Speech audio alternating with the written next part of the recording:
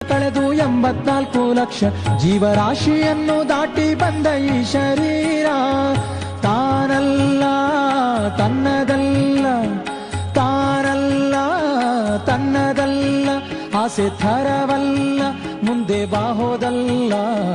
ದಾಸನಾಗೋ ವಿಶೇಷನಾಗೋ, ದಾಸನಾಗೋ ವಿಶೇಷನಾಗೋ, ದಾಸನಾಗೋ ವಿಶೇಷನಾಗೋ, ದಾಸನಾಗೋ ವಿಶೇಷನಾಗೋ.